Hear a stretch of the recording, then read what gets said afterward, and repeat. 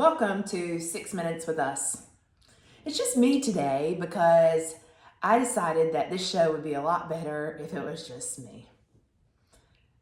And yeah, now I need his help.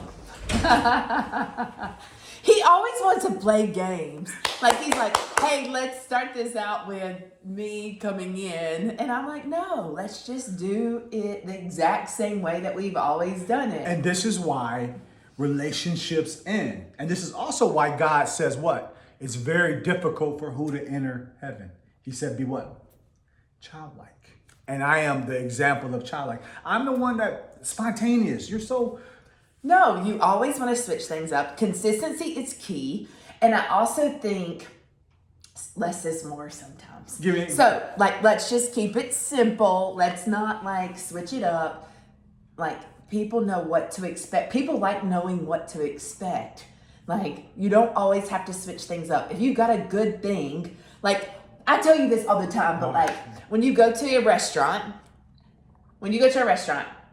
do you find that the restaurants with the biggest menus... give me an example. Cheesecake Factory. Yep. They have 19 pages, right? Uh-huh. Do you feel like those restaurants do well at all 16 pages or 19 pages, however many pages, of food items? Versus what? What's the alternative? 1 page of food items. People like options. I'm sure people who are watching I love options. I want the menu. You go to Chick-fil-A, they don't even show you the menu anymore. People like options. And so I'm the type of person that wants to give people options. Well, I'll let the people decide, but I think that when you have something good going, when you have a good food option that you go to the restaurant and you're like, oh my gosh, I know they have this. And sometimes you want to decipher from it, but sometimes when you do decipher from that one food item, you're like, man, I should have stuck with what I know and what I like because, I was disappointed or... No. So I do agree with you when you come to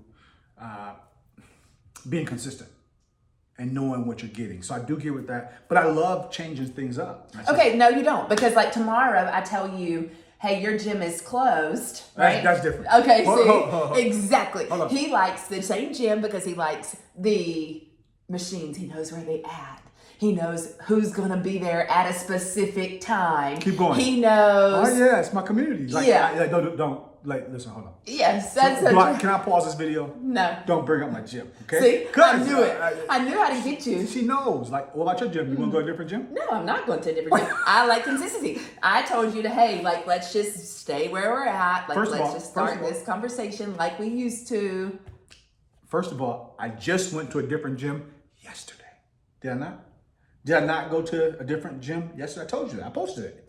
You went to a different gym location, but what was your first thoughts going there? It's uncomfortable. I like what I like. Okay, I like to know how things. No. Let's go back to what you just said. It's uncomfortable. So I like being uncomfortable though. Yes, sometimes you do.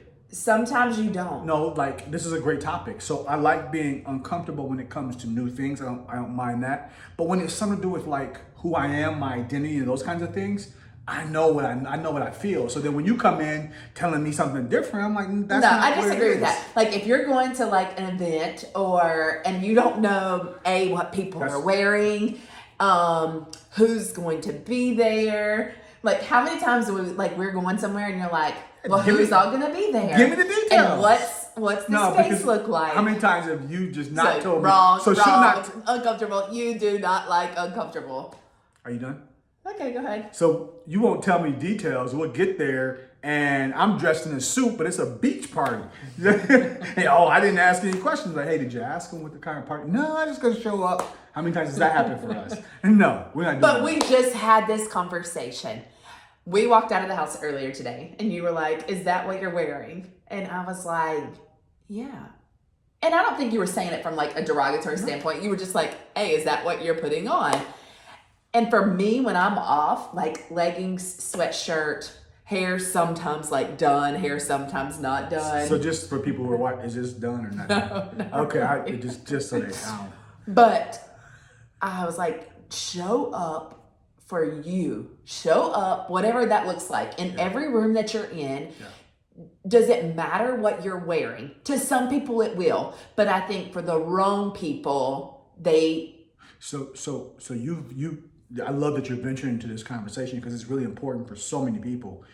Are you valuing? I feel like people value the outer parts of us. You know, I can put on clothes, but is that who I am?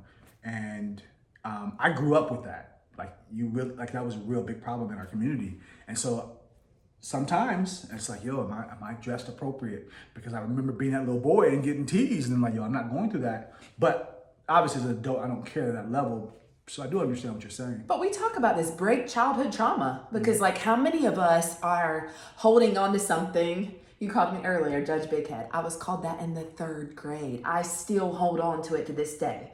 Like,